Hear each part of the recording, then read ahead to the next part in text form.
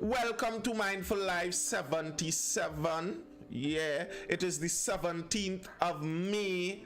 Welcome, welcome, welcome. I am your host, Nathan Springer. Thank you for being here. Thank you for being here. It's my pleasure to do this, actually. And tonight, well, the main topic of tonight has to do with the several reports coming out about the abuse that many children have been facing in some of those homes, etc. But even before that, there's so much crime going on. I was looking at the shooting that happened right on South Key, the audacity of that crime. The audacity of that crime and where it happened. In front of Citygate. As far as nearly any Trinidadian knows, Citygate might be the main hub of the entire country. What's a more prominent hub than Citygate? Citygate is that hub. And I think many people aren't treating it as such because the guy didn't die. It seems like he wasn't even shot. But I think this should be something of an alarm. It's a red flag. It's showing you that we have crossed a certain point where a shootout, multiple shots could be shot daytime outside of Citygate so easily. Now, granted, it may not be the first time, but this does tell something. And I was watching an additional bit to that, where the young man who seemed to have been the intended target, right after he was shot at, he dropped a video. Yeah, I saw that that allegation, Jeremy Francis. He dropped a video right after that where he said he isn't afraid. He knows the life he's living. He isn't afraid. He dropped a video right after that. And then, compounded on that, I was also watching over in Tobago, one of these Zessa artists was murdered. And several videos have come out showing him talking that smack or talking whatever he's talking and insulting this one and calling out this one, etc. It's the same thing to me. How soon after that guy was targeted, he went up on social media to let them know he wasn't talking to his fellow homies, he wasn't talking to his brethren, he was talking to whoever tried it. The sad thing is, innocent people pick up bullets for these people. Yeah, that is the sad thing, and it is the reality. Now, I was watching this, and some of this was reminding me of something that I viewed recently, because I just like to take in a whole set of random information. I was following some of the feuds that made Chicago some of probably the most dangerous city during the 2010s. Between that 2010 to 2019 phase, some of the feuds that made Chicago so violent, so dangerous. And the reality is, a lot of it was social media. The same thing that it seems like we're now seeing picking up more and more. Wow, the irony of what I'm talking about. And who says good night now? Cybercrime Unit. Good night. But what caused that over in Chicago? I don't know how many of you are in on the hip-hop scene or even the more recent hip-hop scene and know who, well, these are big names: King Von, FBG Duck, and two rival gangs warring with each other, living literally a couple blocks from each other. Sometimes I do Richard Glubman, sometimes. Living a couple blocks from each other. And what they would do is each time one kills another, they go up on social media and insult the one that just dies. And they're selling their own pharmaceuticals, and as they're selling their pharmaceuticals, they kill someone and his name is X. Now they're going to rename a certain brand of their herb as X, so they're smoking X, and that's an insult. And then the next side is going to see them do that and get really upset and post online about something going to happen, and we can't take that. And then the next one dies from that side, and they do the same thing and insult the one that dies. And social media was hyping this thing up. I'm not talking about an alleged thing that may have happened. All of this is nearly directly traceable. Basically, everyone involved by now is either dead or has been charged. Either dead or has been charged. And to me, I am seeing a lot of this rearing its head right here. A lot of the gang warfare that is going on now, it isn't even in my later, that might have been university days, where you're hearing about the Rasta and the Muslim and etc, etc, etc. It's not really that anymore. I don't know all that it is, but if you go on Instagram and you stumble on certain lives and certain videos, etc, etc, you recognize that all these people are always talking to one another. They are always in constant communication with one another. This one would tell them, look, I'm right here, come and get me, and sometimes they do come and get them right there.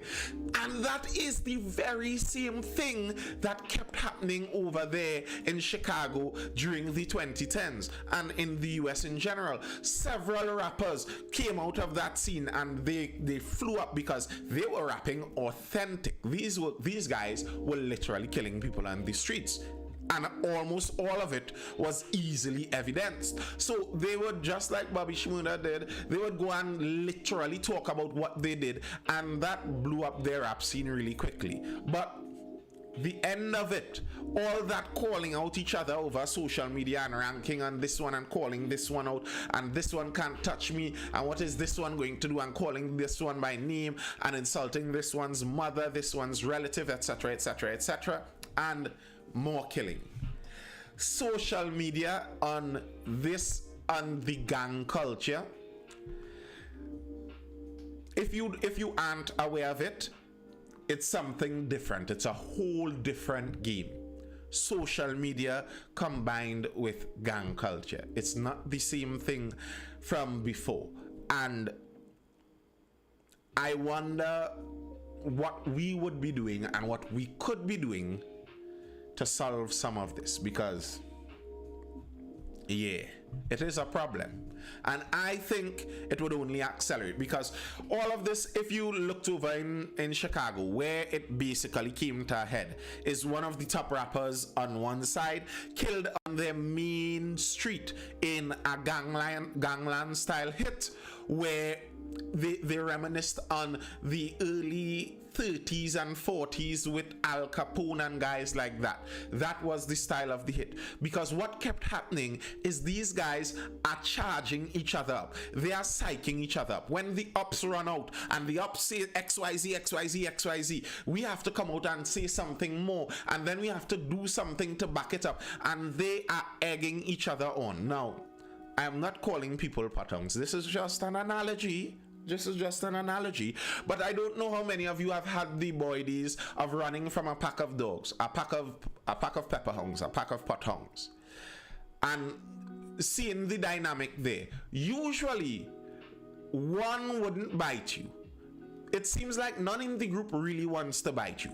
But what happens is 6 of them are running and they're barking and gallivanting themselves. One would push a little forward, and the one that pushes a little forward would encourage another one, like, no, that one is a little more, so they would push a little further, and then that one would push a little further, and then that one would push a little further, and they keep going and keep going and keep going until one eventually bites you, even though maybe none of them had the intention of doing so. And that's how a lot of these gang wars are going to go. They are going to ramp each other up and get more and more brazen and more violent. I think that's the direction it's going in, and I hope that our security services, our security forces, are somehow able to stop that before. Did you tell the story of your CXC thing? No, I did not, and that was not CXC. CXC was much later than that. I was talking about SEA back then. Oneness asks, what is the profit of all these killings? Hi Nathan, could you speak up? You sounding soft. We are having audio issues here. Okay, I am sorry over on YouTube. I did not know that. I hope you can hear me clearer now. Yeah. I hope you can hear me clearer now. What is the profit of all these killings? There's a lot of profit in it. Remember, by and large, they are running criminal enterprises. Gangs aren't gangs usually just for being gang's sake. When you see these guys standing there on the corner chilling, liming, they aren't just chilling and liming on the corner. They are running, for all intents and purposes, a business. And the business needs customers, it needs territory. So if you could get the customers and territory from someone else, then you get more money. It's kind of that simple.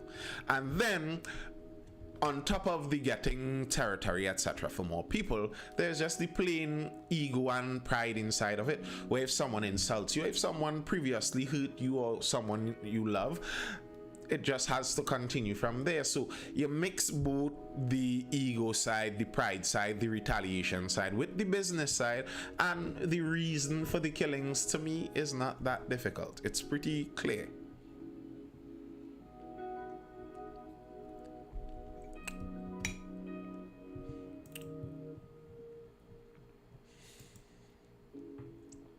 All right. That's that on the violent situation, and at least the way I see some of this and how I see some of this seeming to play out, and it doesn't look favorable to me. All right, now to get into where we are actually going to talk about some of the news, at least some of our local news for tonight. The story that we are getting into, it seems to be the story on a lot of people's mind, the abuse that was going on in some of these homes. Now, someone recently came out with another report, and that report triggered the memory of a previous report, and then the opposition recently released a piece of an interview of the person, of the leader of that previous report, saying some really interesting stuff. Some stuff that would seem to incriminate some people. That's what it seems. Now, you should be always a bit wary when you see information coming out from politicians. That's just the fact. And like, to me, if this is, to me, my opinion, if a politician wants to have people believe, if a politician wants to have people believe their story more, then possibly in many of the cases, what may need to happen is the politician cannot be the one to bring up the story. That's just it. The politician cannot be the one to bring up the story, because once you bring up the story, automatically that kind of goes already into the realm of, well, you have political benefit in making this look a certain way, so why should we believe what you are saying? Nearly always goes that direction as far as I see it. But nonetheless, it was brought up by politicians, and the content of this story, to me, the content of this story is as such that you can't deny it. You can't just sweep it under the rug. It's something very serious. Sabga links pedophile ring to Akil Chambers case. That right there is quite a headline. Sabga links pedophile ring to Akil Chambers case. Now, I don't know how much revenue our newspapers get from online, but if they were looking for clickbait to the Trinidadian, a headline like this has all the key elements to make for great clickbait to the Trinidadian audience. There is, yes, it is today's paper. There is the name Sabga. That is a very well-known name. There's the word pedophile. which kind of rings anyone's bell of attention. And then there's the Akil Chambers case. Three things that many trainees would be very interested in finding out what exactly they mean. So, all right, let's see if we could get into what they were speaking about in these. An individual who was involved in a pedophile ring 25 years ago holds a very high office today, and was also linked to the Akil Chambers case, claims Robert Sabga, a former chairman of the 1997 task force appointed to investigate children's homes. Well, here me I going to look for that article. An excerpt from a video interview with Sabga was shown tonight at the United National Congress virtual meeting. Well, no, that's not from today. That's from yesterday, actually. Yesterday's paper. One of the two interviewers, one of whom was former boxer Potts, and the other a woman, asked Sabga if any of the persons named in the 1997 report were part of the UNC Bastio Pandey government.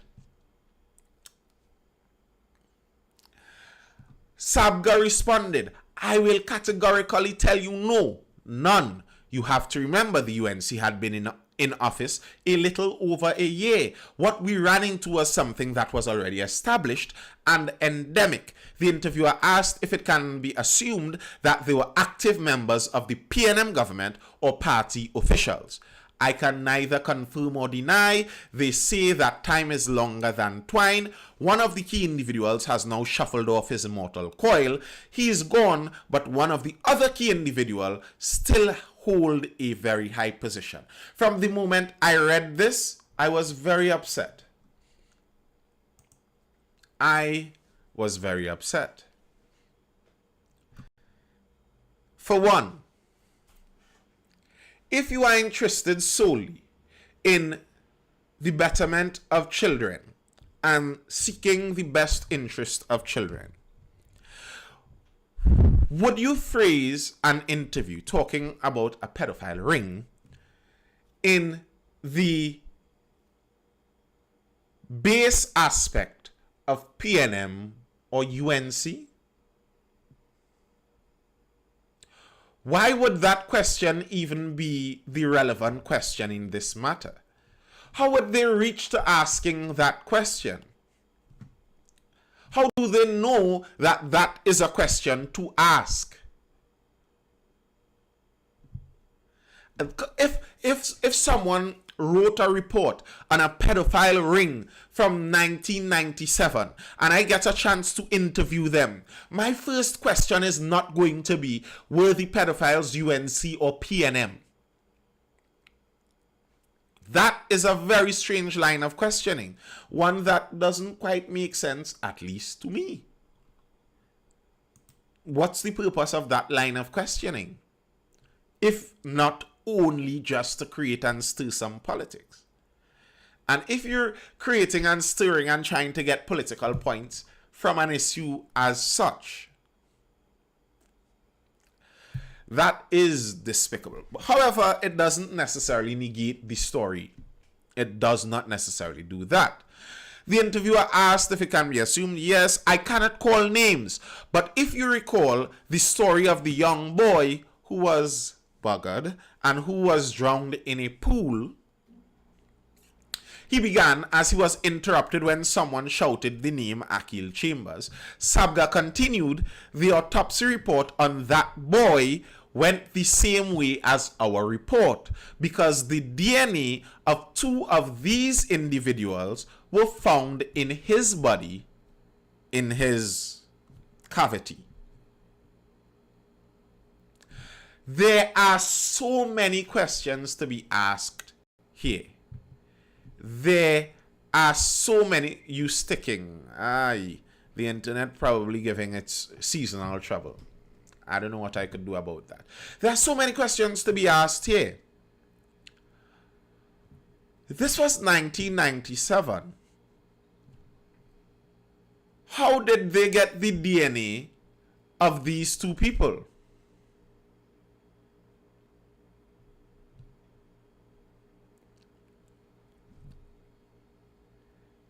How did he get that DNA? Were these two people investigated officially? And here's the problem. All the corroboration around this is that it was never an official police investigation. That's some of the questions that are being asked right now. Why wasn't there a police investigation?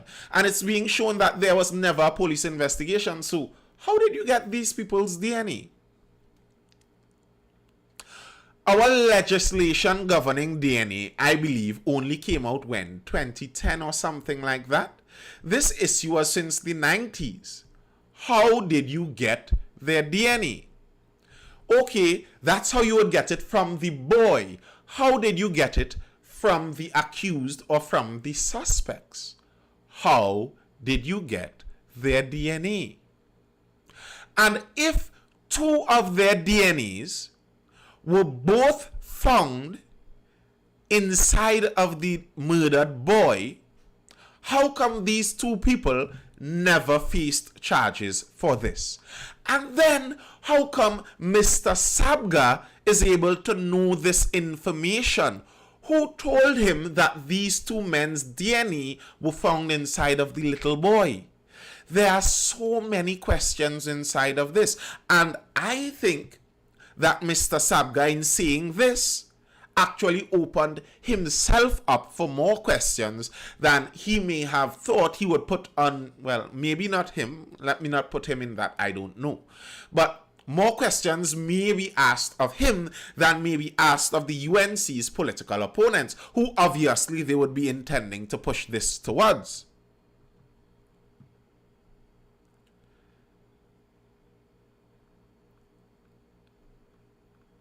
Now, I am not going to go over the Akil Chambers incident. I am not going to do it. If you all want to, the same article has a review of that incident. A young boy went to a birthday party. He was found drowned in the pool afterwards. He was a young black boy. It was a more upper scale, light-skinned neighborhood. And it was also found that he was buggered, raped. So, there's that. And the questions inside of this, I think, I don't know who did this interview. I really don't know who these two questionable men are. I don't know either. And I am not even going to get into this because there are many other questions to ask even before we reach this point. Listen.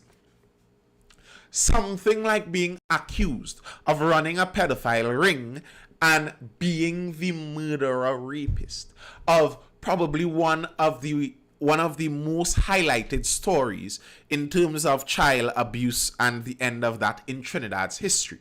There was Akil Chambers and there was Sean Luke. Those were the two. Sean Luke's killers were caught. Akil Chambers was not caught. To be called that without definitive proof is something that will stain your name forever.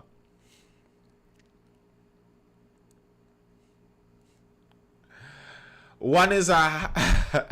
why? This is distracting me. No, I am not going to read that. Jeremy Francis, you, sir, are looking to get people in trouble. Where was I? There are lots of questions to answer, to ask on this first. And something like this is going to stain your name permanently. So I think the onus is on Mr. Sabga to say much more than this, or to corroborate where you got your evidence from. If you cannot say more than this, that means you don't have the evidence to say more than this. So then why cast the aspersions if you don't have the evidence? Or if you do have the evidence, well, come forth with the evidence and don't allow us to have pedophiles and murderers at the top of our society. What is going on? Ronnie, earlier up in the chat, he dropped two initials. I honestly didn't figure them out either, and I'm not trying too very hard, to be very honest. I don't want to get that in my mind right now.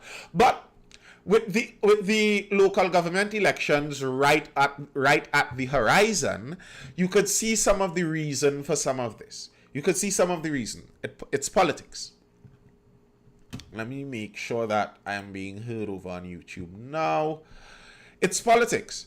And if you, let's check another article, and you'd see that it seems, I don't know if they fully calculated this or how they thought it would have gone, but I kind of figured this is how it would go. You would open up yourself for a lot of questions.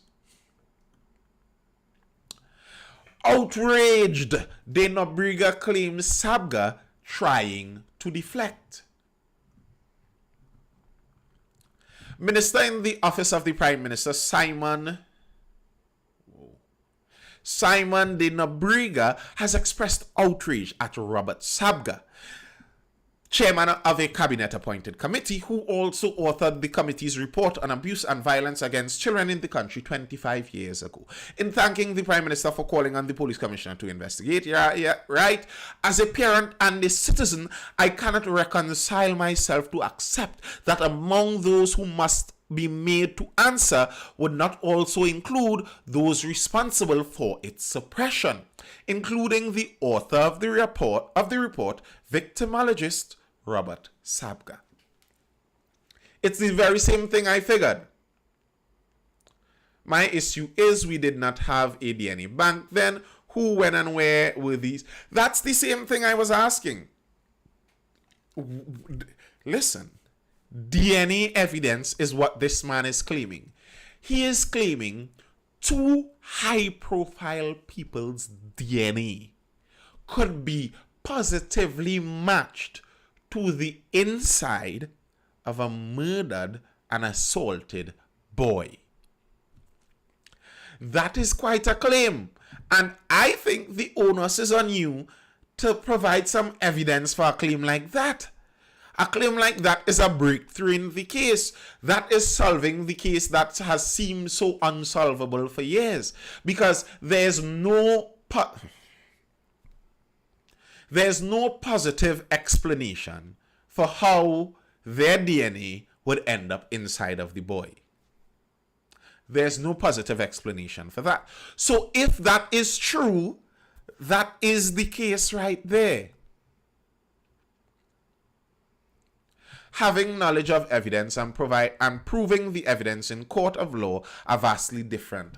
I understand that and I don't disagree. But we're talking about DNA. We're talking about DNA. DNA, if what he is saying is true, is something where we are supposed to be able to show the profile of the DNA found inside of the boy, show the profile of the DNA of these men, and line them up together, and you can objectively say that they match. So then, where is this DNA evidence? Bro, the service have no DNA bank right now. There in my mind, this DNA claim is a waste. I don't know. I would like to see. I don't know how many of you have ever seen the, what's her name, Nikki? What's this lady's name? The kind of big black American comedian. Wow. Monique. All right. I'd like to see it. Where is it? Because something like that requires proof. And something like that should be able to have proof. You said DNA matches. Where are the DNA matches? Who has the readout of DNA from the boy? And who has the readout of DNA from these two men? Where are they? That's an important question. But it wasn't just the government calling foul on some of this. Social activists from since back then called them a bunch of cowards and said that they hid the report and etc., etc., etc. And Mr. Sabga came out again to clear his name further. Pedophile ring, silence of the 1997 Children's Homes Task Force. A pedophile ring run by senior officials responsible for the care of children in homes, as well as politicians, was hinted at by the 1997 task force appointed to examine conditions at children's homes. This was stated by task force chairman Robert Sabga in an interview with The Express yesterday from his home in Canada. He also said the report was not buried or sanitized, but was completed in the face of threats. He said if the report disappeared, it was at the level of the middleman in the public service, as he maintained that the then United National Congress government actioned the report via implementing recommendations and creating legislation. Now, as I read this, I can't help but notice that it seems like he is trying or intent on making sure there's nothing negative he says about the then UNC government. The then UNC government was not at fault. If there's fault, it's in middle management, because the UNC government did everything in their power to implement recommendations and create legislation. This is what Mr. Sabga is saying.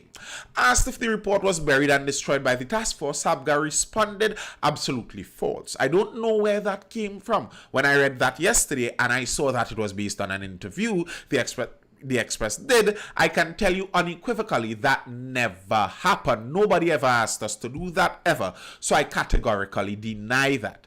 When he was asked, though, I'm going to just abbreviate that next paragraph. When he was asked if it was indeed sanitized, he corrected it was not sanitized, but it was edited, because the first draft had accusations inside of it that they could not provide evidence for.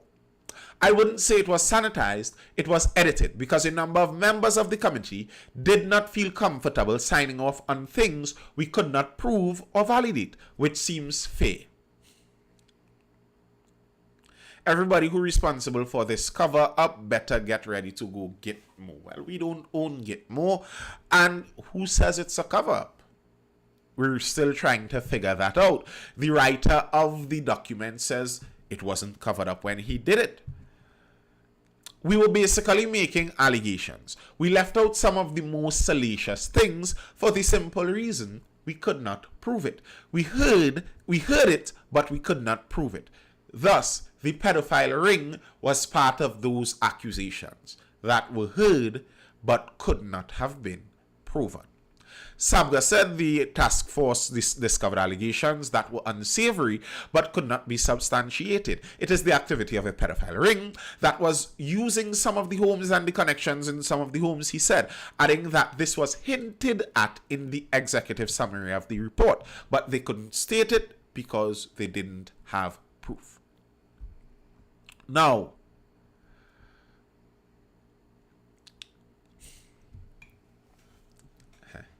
something interesting in all of this is that very soon after Mr. Sabga wrote this document, he was appointed as the High Commissioner to Canada by the same UNC government.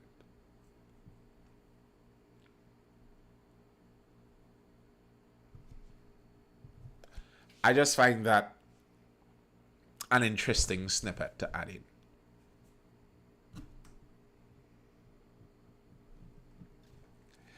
He was appointed as the High Commissioner to Canada under the UNC government soon after this report was done and released. Told that there are claims on social media that he was rewarded with a diplomatic posting to Canada for burying the report, Sabga said both are untrue. He said his posting to Canada as High Commissioner emanated from his position as the CEO in the Clico group of companies, which he represented on a North American tour, which was attended by Pandey and Ralph Mirage, and they were impressed by his behavior and appointed him because of such. But that's just interesting to note that he was appointed under the UNC government for a post out there in Canada. Now, as I said, everything he is alleging is just making people question what is going on here and trying to get the end out of it. He said that he one of them is a high-profile PNM official still, and he's not saying any more on that. Well, then you kind of need to say more on that. You can't just leave it there. Hearsay on what? Nappy here, Barbie. I don't know what you're talking about. Hearsay. Yeah, and Dr. Rowley, the Prime Minister himself, went on to use this and call, yes, by all means, launch an investigation. Rowley calls on Commissioner of Police, find SABGA report. The Prime Minister on Monday instructed Acting Commissioner of Police to physically locate the report by a team led by Dr. SABGA into the sexual, physical, and emotional abuse of youngsters in children's homes conducted 25 years ago. Now, the finding of the report is a strange thing, because Mr. Sabga said that he gave every minister a copy. He gave 40 copies to Mr. Manohar Ramuta, whoever was the Manohar. I can't remember his other name. Sorry, sir. But he gave 40 copies to him out of the trunk of his car in the middle of the night. That is the actual story. They met in the middle of the night, and in the middle of the night he gave him 40 copies that he then took and distributed to all the government ministers.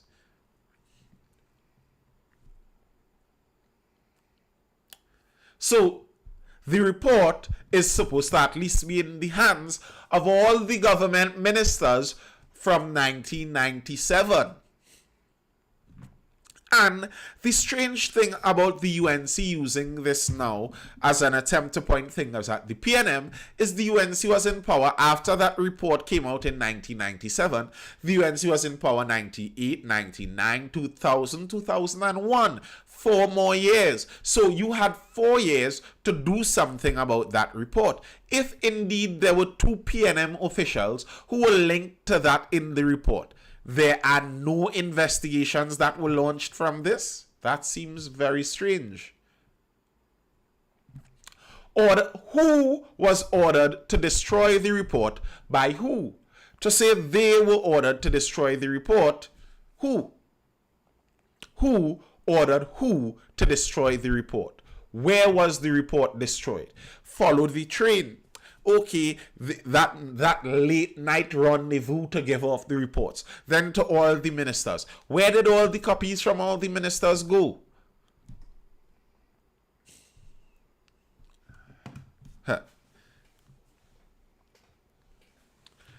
In a statement on the office of the Prime Minister's Facebook page, Dr. Rowley said he had not known of the report, which was now being serialized in the media. The report was done in 1997 by a 9-member team under SABGA, but a recent media report cited one member lamenting the report was heavily sanitized and never laid in Parliament. I don't like these things at all.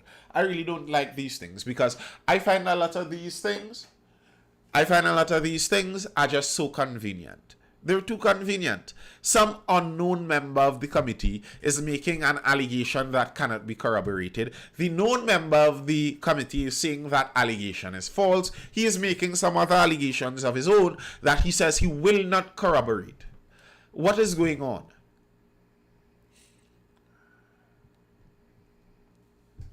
According to the Express, Pandey ordered it to be destroyed.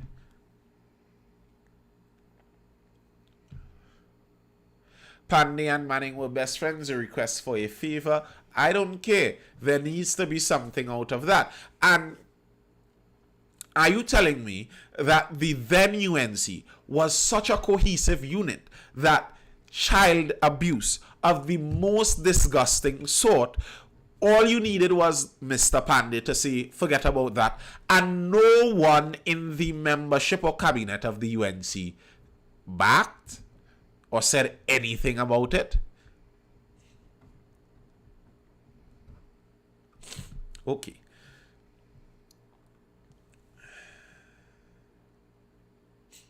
One media house last January quoted Sabga saying the findings were so disturbing that afterwards the committee members were never the same again.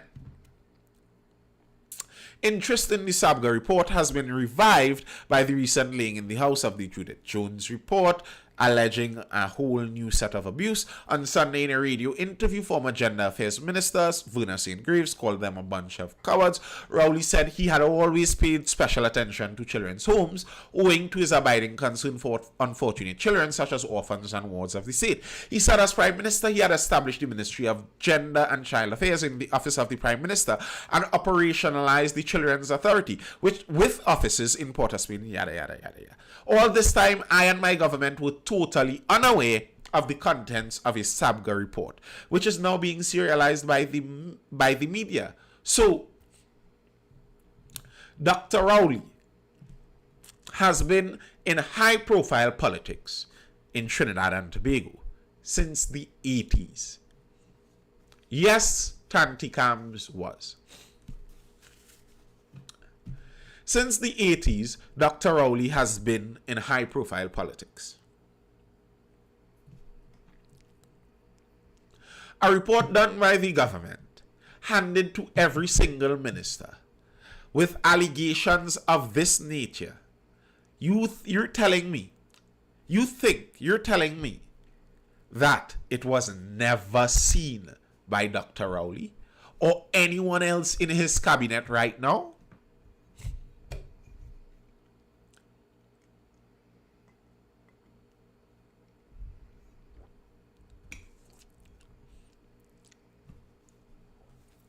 No, the Pipeline 7, I don't know exactly how much they make. I believe I read it before, but I don't have that stored in my mind to know how much they make from that prison transport business, but I'm sure it's a lot of money. The Prime Minister went on to express his rage and his shock and his anger and all that you would expect him to do, and called for a full investigation. He did respond. Manohar, no one could be locked up on allegations.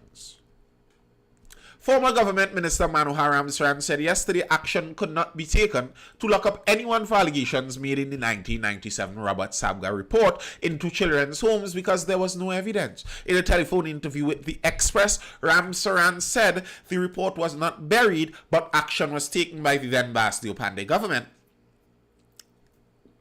to create 7 or 8 pieces of legislation in the interest of children and also to put systems in place to improve the system. Ramsaran held the position of Minister of Community Empowerment, Sport and Consumer Affairs at the time of the report, which he said he received and immediately submitted it to the cabinet. He said a cabinet note was prepared and approved and sent to the permanent secretaries. And asked why the report was not laid in Parliament, Ramsaran said work was ongoing. Now bear in mind, 1 second.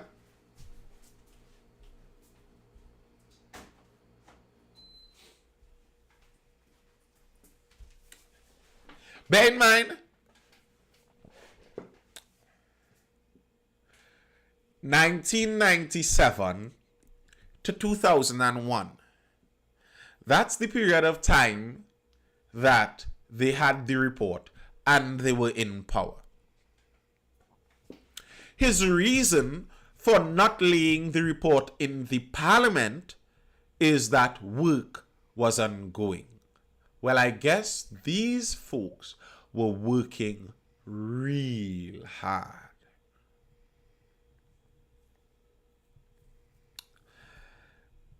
For 4 years, and work was so ongoing that a report of this nature could not be laid in the Parliament. Okay. We were still working on it. We asked the ministry to report on what was happening.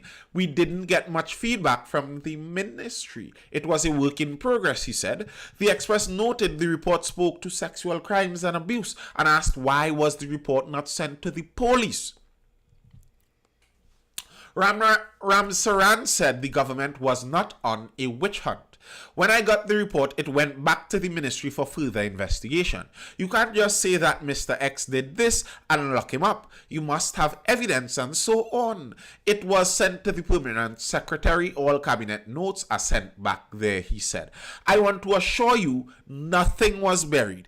I am not making excuses, but when a cabinet note is passed, a minister does not go every week and ask how things are going. We allow the process to be followed, and if the process was not followed, we would not be wiser, he said, adding that the UNC Limited office in 2001, Ramstrand said over the past 25 years, there were numerous social development ministers who would have had access to this report as it was no secret. So, according to Mr. Ramsaran, this whole thing stalled in the ministry. So, there is still a line you can trace. Who got the cabinet note? What did the cabinet note say to do? Were you doing it? Why weren't you doing it? Who stopped you from doing it? Like, is investigation that hard? I mean, it seems easy to me. Like, those questions seem simple to think up to me. No, well, now might be a lot harder. But in the 25 years since, at any point in time, it could have been done. It does not make sense. It does not make sense. And the irony of all of this to me is that, to me, it seems to point more attention and more questions back onto the originator of the story.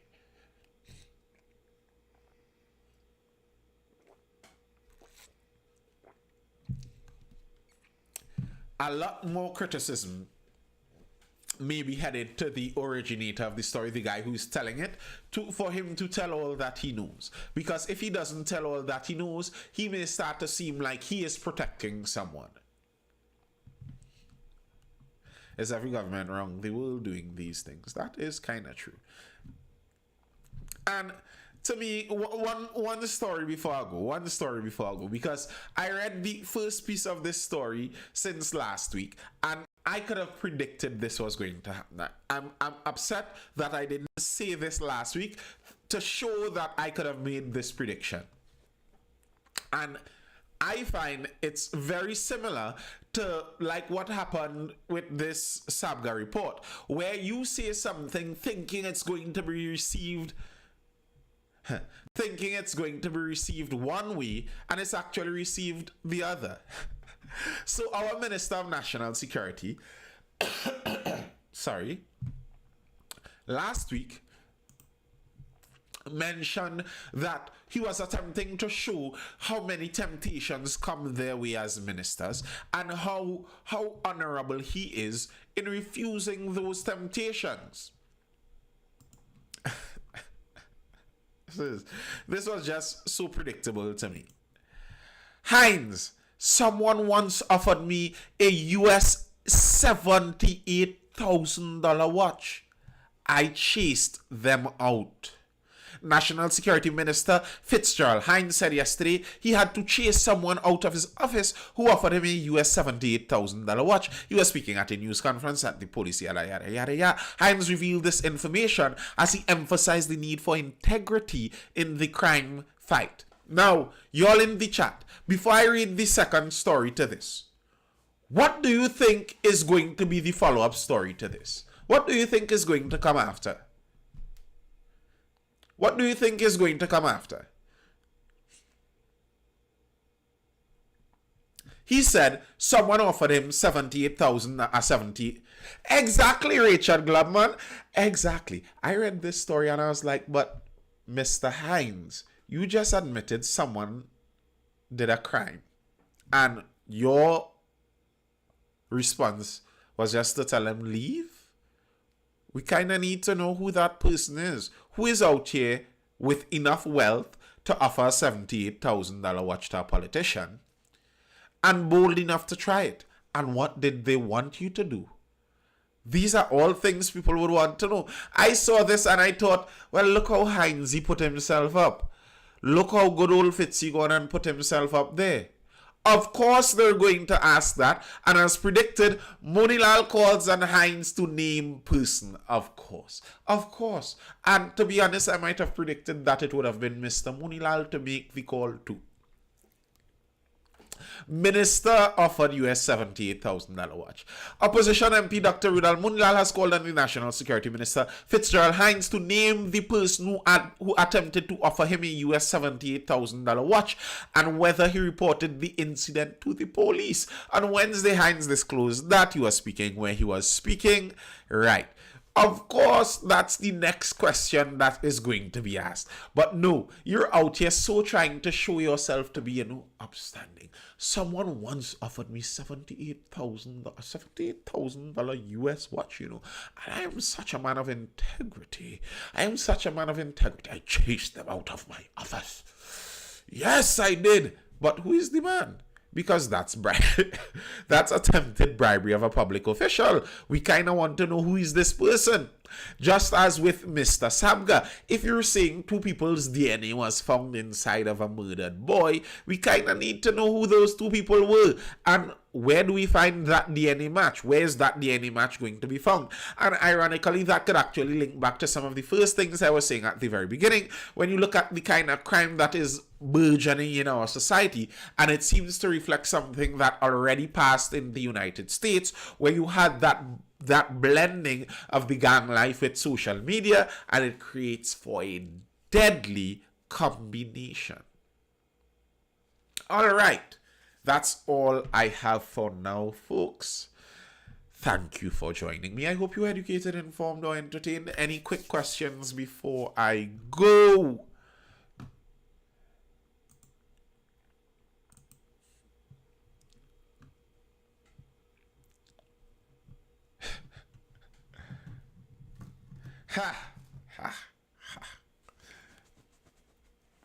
Soon. But I'm sure you're hearing my nose. It's a fight. Soon. Chase like the way to get chased out of sea lads. Lol.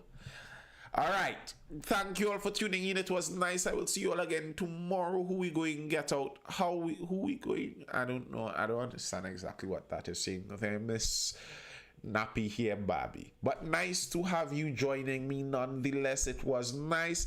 We will see each other again tomorrow night at 9:30 for the next Mindful Live. And do tune in then.